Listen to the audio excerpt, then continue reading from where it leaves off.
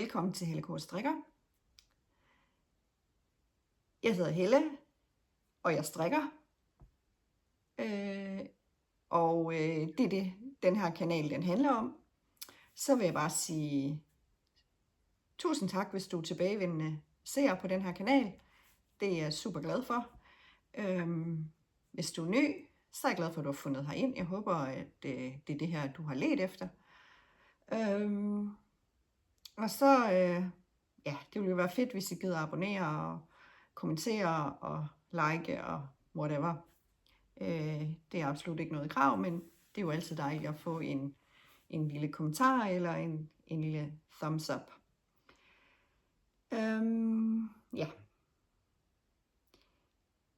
I dag skal det handle om oktober og 2 store ting strikkemæssigt i oktober for mig. Det ene er det her. Det er Steven Wests M-kald, som kører her i oktober. Og det andet, det er strømper eller sokker, fordi at oktober er lige med soktober. Ja, det er de 2 ting, det primært skal handle om i dag. Så jeg tænker ikke, at det bliver sådan et super langt afsnit, men jeg synes lige, jeg har lyst til at snakke om det her. Det første, jeg vil snakke om, det er Steven Wests M-kald. Hans sjal, som han laver hver år i oktober. Steven West er en amerikansk designer, som er bosat i Amsterdam, hvor han har en garnbutik, som hedder Steven and Penelope. Jeg skal sige det. Ja, han er super dygtig, synes jeg. Han har nogle helt, men han er ekspert i at sætte forskellige teknikker sammen.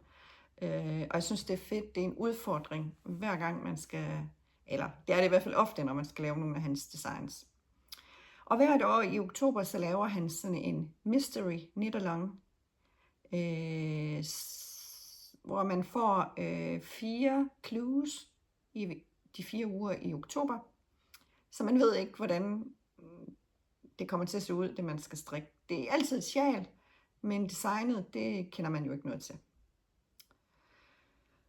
I år var jeg virkelig, virkelig meget i tvivl, om jeg skulle deltage. Fordi at jeg sidste år, synes jeg, der gik rigtig meget ged i det. Og det gik så meget ged i det, at jeg simpelthen jeg lagde mit projekt væk i en pose og lagde det ind i et skab. Og der har det sådan set ligget siden. Så jeg vidste ikke rigtig, om jeg havde lyst i år. Men det havde jeg jo så alligevel, selvfølgelig. Da vi begyndte at nærme os oktober, så kunne jeg godt mærke, måske skulle man. Men jeg var meget sent ude. Jeg købte så hans opskrift, det er jo ikke en opskrift, man køber en opskrift, som man så får af 4 omgange. Men jeg havde ikke fået købt noget garn, og så skulle jeg til at kigge på det. Han lægger altid nogle forslag op på hans hjemmeside til, hvilke farver han kunne foreslå, at man lægger sammen, eller sætter sammen i det.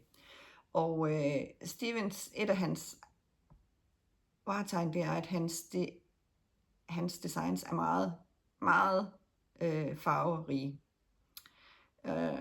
Og nogle gange synes jeg, sjove farver, han sætter sammen og sådan noget. Jeg synes, det er rigtig, rigtig flot og fedt og sådan noget. Det er bare ikke lige mig at gå med nødvendigvis. Men det bliver man jo så også udfordret på.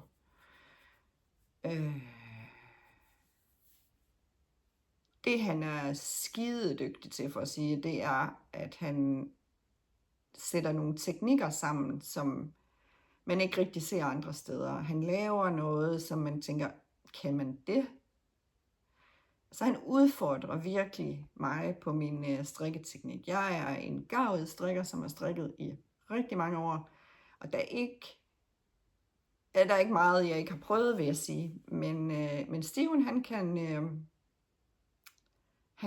kan godt udfordre mig. Så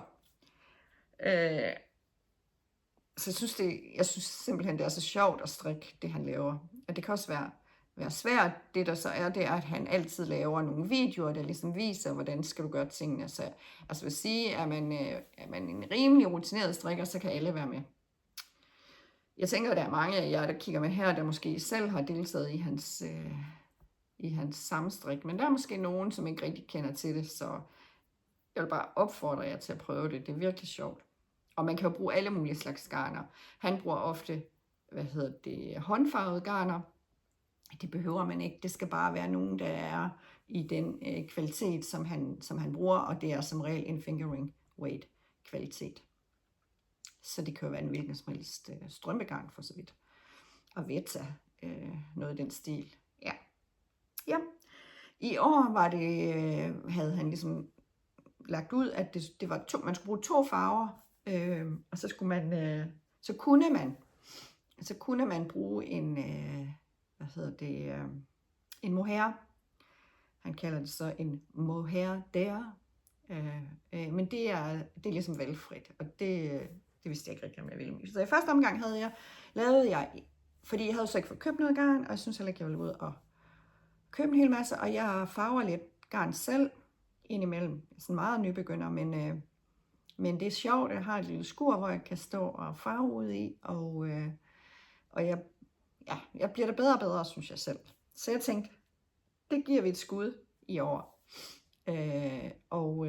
Det vil jeg vise jer, hvad jeg har farvet. Ja. Jeg har farvet den her, som er sådan en grøn, det er lidt forskellig grøn, altså den er sådan lidt, hvad hedder det på dansk, variegated, det hedder det jo ikke på dansk, men den er lidt meleret, kan man sige der.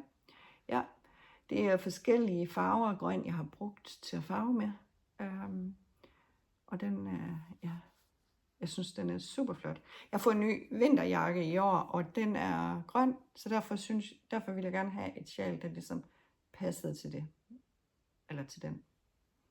Jeps. Det var den ene bundfarve.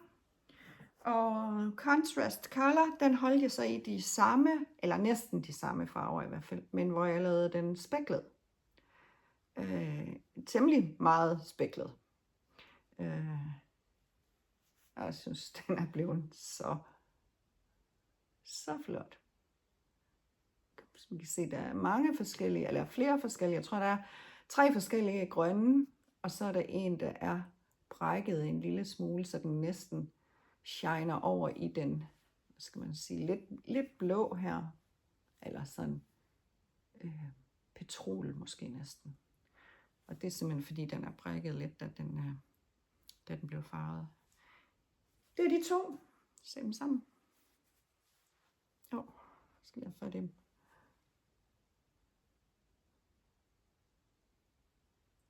Jeg synes, de er ret flotte, hvis jeg selv må sige det. Ja, det her, det er sjalet. Det er virkelig, virkelig langt. Jeg kan lige filme lidt bagefter, hvor jeg så vedhæfter den her, men ja. De små, det er virkelig svært at vise, men lad os lige prøve at se, om jeg kan gøre sådan her. Sådan der. Man starter med at lave 3 af de her små runde nogen hernede. Dem laver man 3 af, og så hæfter man dem sammen, eller ja, hæfter sammen. Man strikker dem sammen. Nej, jeg kan jo ikke snakke mere. Her. Man strikker dem så sammen med det mellemstykke. Det går nok ikke nemt det her, men lad os prøve. Med det mellemstykke, der er her. Kan I godt se, der er sådan nogle striber også. Her. Så strikker man det sammen, så får man sådan et langt, virkelig langt stykke, smalt stykke, hvor man så til sidst strikker på klud 1 også, skal jeg strikke den væk, på klud 1 ligesom strikker den her række af, han kalder det bobler, jeg synes ikke mine bobler så meget, men det er altså noget med, at du har 2 retpinde, så strikker du 8 pinde, og så strikker du 2 retpinde, hvor du så går ned i den der. Det er set før, det er ikke nyt, men sammensætningen er måske ny. Eller, ja. Og så er der, og så kom klue 2. Det var klue 1 herop til. Derop til, det er klue 1. Så det var jo temmelig, det tog pænt lang tid. I hvert fald lang tid nok til, at jeg kom bagud fra starten. Altså, det var jeg sådan set fra starten, fordi jeg ikke kom i gang helt fra starten. Jeg skulle først have farvet det her garn og sådan nogle ting. Men jeg gider ikke lade mig stress af det. Det er også derfor, i år har jeg faktisk ikke deltaget særlig mange sammenstriks og sådan noget, fordi det stresser mig. Og ja, jeg har masser af strikketøj, men jeg gider simpelthen ikke, at jeg skal hænge i en klokkestreng, sagde man i gamle dage. Altså, at man sådan ligesom skal stresse over at blive færdig til en bestemt tid og sådan noget, det magter jeg ikke. Så, men den her sammenstrikning kunne jeg så ikke lade være med. Nå, anyway, så kom klue 2, og klue 2, der var valgfrit, om man ville lave brioche knitting her, eller man ville lave sådan noget hulmønsteragtigt noget. Og jeg valgte selvfølgelig briochen, fordi jeg synes, det er sjovt at strikke brioche. Og det var så der, hvor man så ligesom kunne bruge sin mohair der. Der kommer lidt sol ind, der kan jeg se. Så jeg prøve at se, om jeg kan få den. Ja, det er svært. Jeg håber, I kan se det. Jeg kan også lige prøve at se. Skal jeg tænde lidt lys? Jeg prøver lige at tænde lidt lys. Lige 2 sekunder.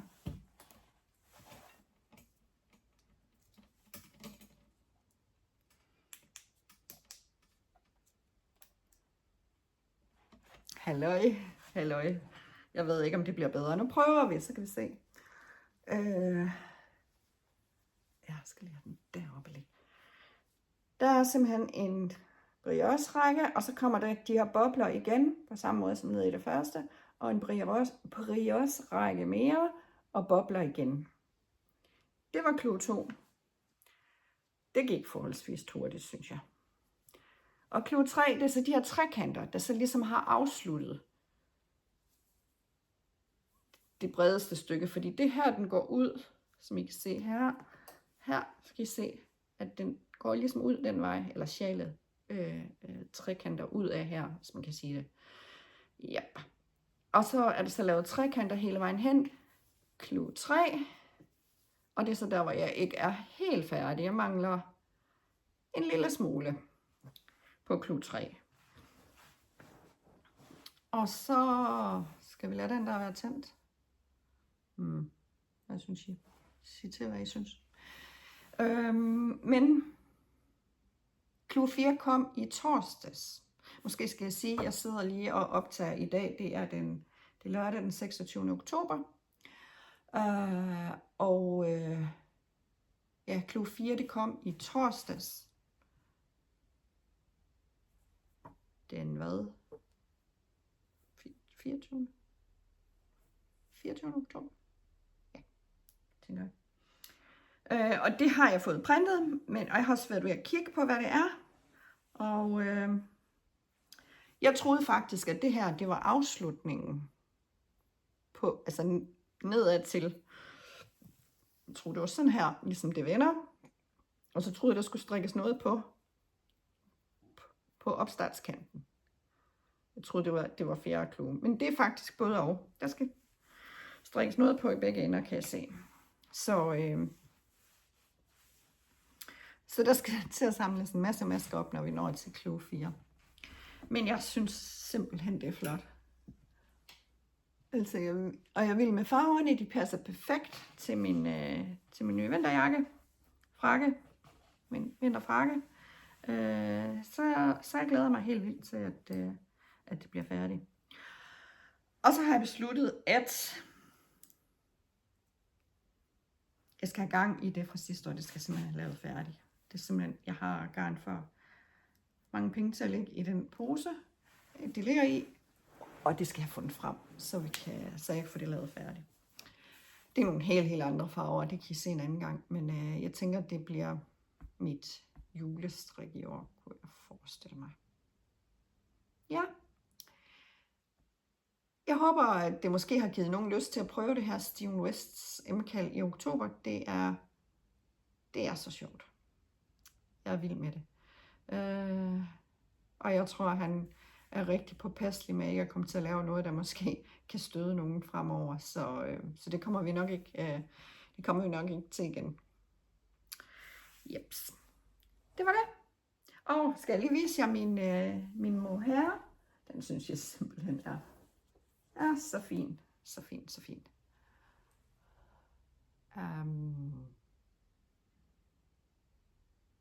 Det er sådan en hel græsgrøn, gulgrøn-agtigt. Og det han egentlig sagde, det var, at han brugte dobbeltgarn eller dobbelttråd på det her. Men jeg synes simpelthen, og det startede jeg med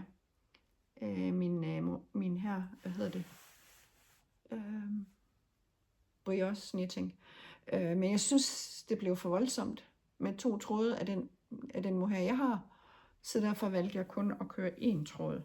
Prøv at se den på bagsiden, der kan man jo rigtig se den, fordi der skinner den jo rigtig igennem. Og man kunne jo vælge at vende den om, og jeg var faktisk ved at overveje, om jeg skulle vende den om i nummer 2 række af de her briocher.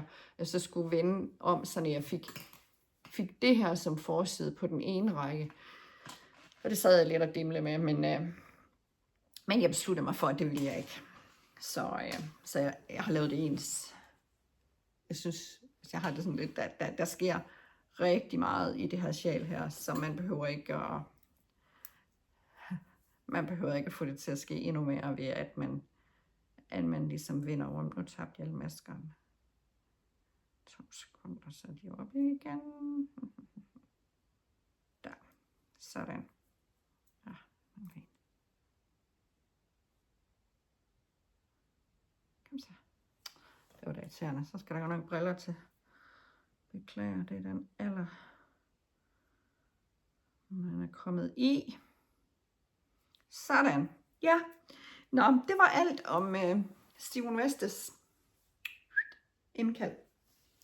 I like it a lot. Så jeg tænker, at min weekend skal gå med at blive færdig med clue 3, og så skal jeg i gang med clue 4. Japs, det var det. Så er det jo oktober. Og jeg har simpelthen ikke været særlig flittig med strømper i år. Kan jeg godt se. Nogle af de strømper, jeg har på min pinde og i mine projektposer rundt omkring,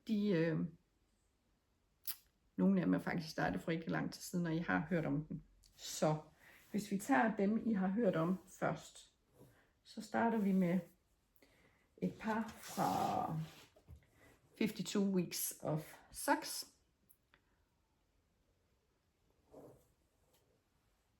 Jeg håber, I har et eller andet at drikke. I måske sidder og hygger med lidt strik. En kop god kaffe. Min gode kaffemaskine er i stykker lige for tiden, og det er virkelig et problem. Ja, jeg har fået mig sådan en Sage espresso maskine, og jeg er virkelig blevet kræsen med kaffe, kan jeg godt mærke. Men han drikker ofte bare Nescafé. Det er jeg ikke pjattet med. Så jeg må brygge på gammeldags vis, men jeg håber snart, jeg får min Sage tilbage. Ja. Nå, de første strømper, jeg lige vil snakke om, det er som sagt fra 52 Weeks of Socks. Og det er dem, der hedder Vervine nummer 26. Vervine. Dem her. Med sådan en lille mønster, der kører på den ene side. Så de er jo ikke helt ens. De er jo, altså det kører ligesom på ydersiden af foden. Og nu har jeg jo ikke fået nogle sokkeholder med, så I må nøjes med at se det med, hvor jeg ligesom holder det op her. Men det her, det er mønster. Ja. Og jeg mangler kun tåen på den ene. Den er der. Og så mangler jeg lidt mere end tåen på den anden. Dem skal jeg færdig. Det er det første, der ligesom skal være færdig. Ja, jo, det er det. Og så trækker jeg lidt på det, fordi min datter har ønsket sig et par strømper, eller et par sokker. De ligger hernede. Min datter, hun er sådan lidt kedelig. Ej, må jeg ikke sige. Men hun vil bare gerne have plain vanilla socks i grå. Eller en eller anden tilsvarende neutral farve. Der skal ikke være en masse striber, der skal ikke være ingenting, ingen mønster, ingenting. Bare helt plain vanilla, ret strikket strømpe med en, hvad hedder den her? Det er lige væk. Det hedder en, ej, det kan jeg ikke huske. Jeg strikker 1 million af dem, jeg kan ikke huske det. Det hedder en, nå, jeg skriver det, jeg kan ikke huske det. Der er en færdig, og der mangler en. Og de er lidt kedelige. Så, men jeg må hellere få slå op til dem. De plejer at ligge ude på spisebordet, så når jeg lige sidder og tager en kop kaffe eller et eller andet, både om morgenen og om eftermiddagen og sådan noget, så kan jeg lige tage nogle pinde på den, fordi så sker der trods alt lidt. Jeg skal lige have slået op til nummer 2, for ellers så sker der i hvert fald ingenting med dem. Det er ganske almindelige Arvetta, jeg strikker i her. De andre, de er strikket i en eller anden, ja, det kan jeg simpelthen ikke huske det, men det er en eller anden lyseblå strømpegarn. Yep. Og så har jeg mere. Jeg har 3 poser mere med strømper i.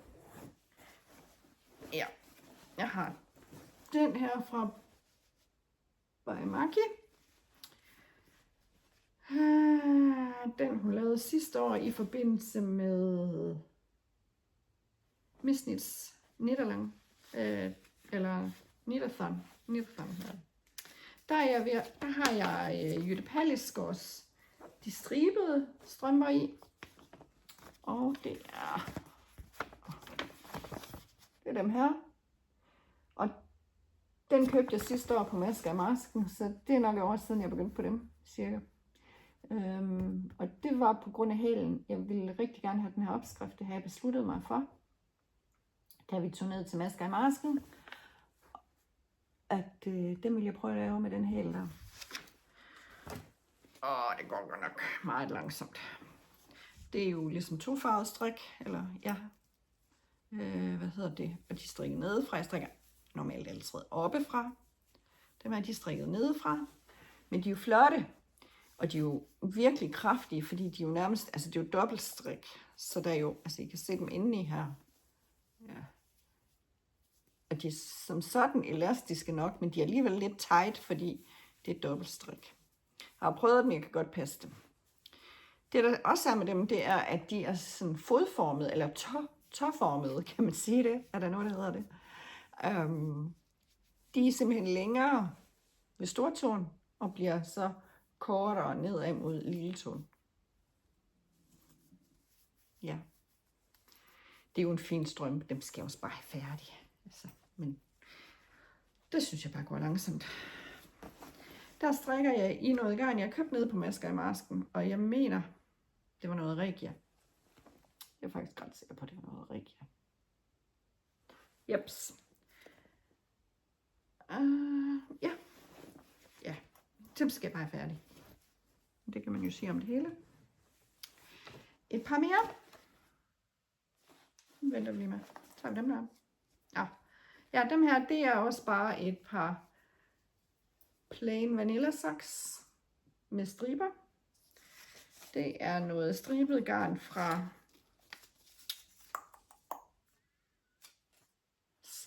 Sandra's Rainbow 1027 hedder det, og det er West Yorkshire Spinners.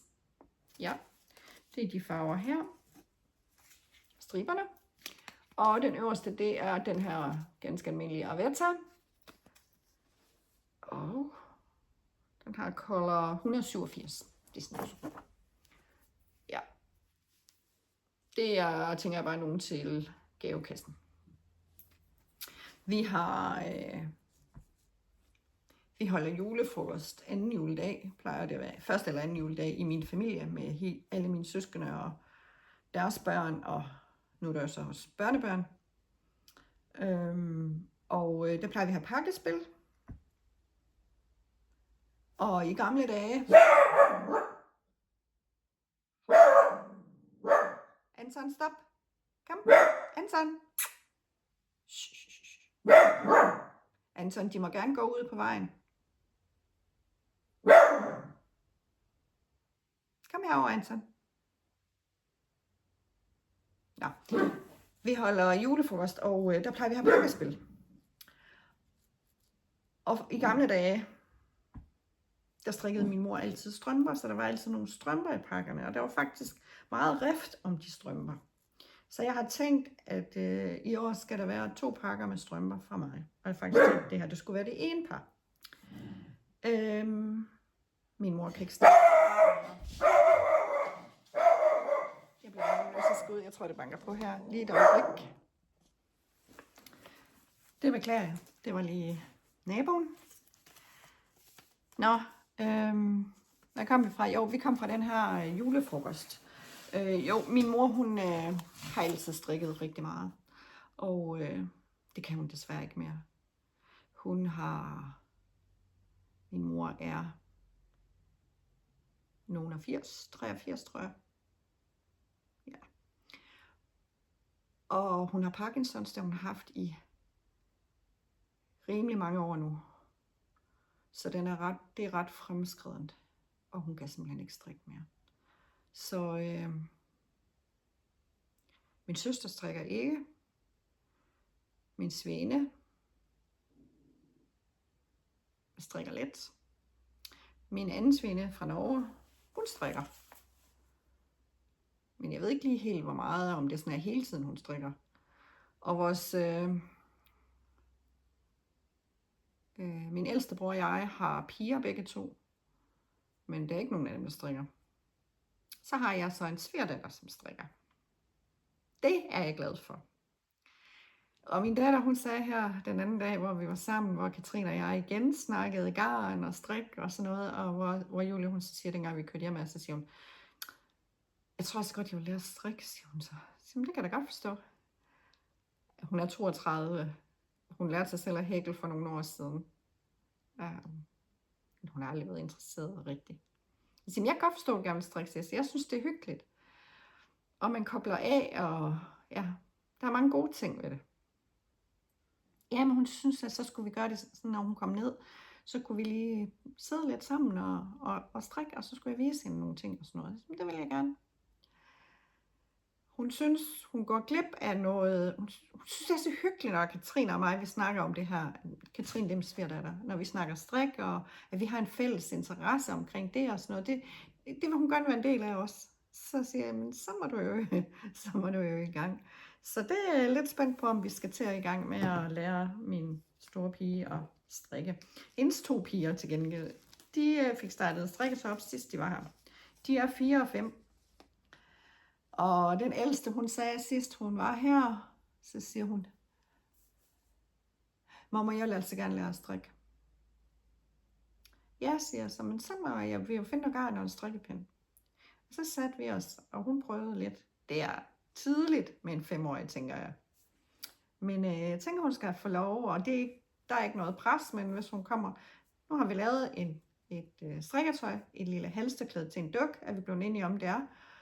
Og hun selv valgte noget garn, og nu ligger det her. Så når hun kommer og spørger efter det, så kan vi sidde med det. Så hendes lillesøster var her ikke på det tidspunkt, men hun kom så lidt senere med sin mor. Og da hun så, at vi sad og strikkede, jeg vil også gerne strikke, siger hun så. Jamen, det vil du da. Hun er 4. Det er svært. Der er ikke meget... Men vi må se. Hun fik også et strikketøj, og det er også et halstørklæde til hendes duk. Og så må vi se på det. Anyways, det var mit, hvad var det? 1, 2, 3, 4 par strømper i den her pose her. Så har jeg den her lille pose. Anton, nu stopper du igen. Den her lille pose, jeg tror nok, det er en, der er købt ude ved Søsterne Grene. Jeg synes, den er ret sød. Der er det sidste par, jeg startede op på, og det er jo også fuldstændig dumt at starte op på et nyt par strømper, når man har flere, der ligger. Ej, det passer ikke. Dem til min datter var de sidste par, men dem her begyndte jeg på den måned, hvor at Jaffe Laf, hun havde de her strømper på hendes samstrik. Det er dem her. Perlefisker strømper. De er så fine. Og der fandt jeg en rest af også noget af mit eget håndfarvede garn, det blå. Det her. Skal jeg prøve. Og så har jeg en, hvad var det for en? Det var en eller anden merino.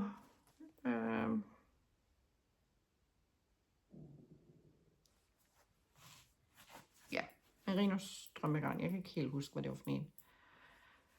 Som jeg laver det her lille perlefiskestrømper i. Og det tog mig da godt nok lige lidt tid. Jeg tror, jeg talte om dem i den sidste podcast, jeg lavede, fordi jeg tænkte, når man laver sådan her et diagram, så vender det der sådan her. Altså jeg kørte op af, og det passede overhovedet ikke med maskerne. Jeg kunne slet ikke få det til at passe. Og jeg prøvede forfra. Jeg talte, jeg gjorde ved, indtil jeg så kom til at se, det er fordi, det er på den her led. Så jeg har alle maskerne vist på tværs her. Yes. Ja. Sådan er det jo nogle gange. Så det var det sidste par strømper. 5 par på pindene. Lidt for mange for min smag. Fordi, i hvert fald fordi jeg lige for tiden ikke strikker specielt meget på strømper. Kan jeg godt mærke. Der er andre ting, der er mere vigtige, eller mere sjove, eller hvad nu det er. Der har været nogle ønsker fra datteren til børnebørnene, og til hende selv, og ja, der er noget, jeg selv gerne vil have strikket inden jul, så ja, det må vi se. Det går nok. Vi skal nok blive færdige, tænker jeg. Det var sådan set bare lige, hvad jeg ville i den her omgang. Så ja, et kort lille afsnit. Jeg håber, I har det godt derude. Jeg håber, I får strikket en masse. Og nu går vi jo ind i, eller er gået ind i efteråret. Vi er stadigvæk. Den her weekend skal vi bruge rigtig meget tid i haven, fordi vi skal have pakket ned til vinteren og gjort klar. Og vi har et træ, der skal fældes i morgen, håber jeg meget på. Så der bliver brugt noget tid i haven, men ellers så er havesæsonen ved at være slut. Så nu kan den tid, der er blevet brugt derude, blive brugt på strikketøjet igen. Så det er jo godt nok. Kan I have det godt? Vi ses. Hej.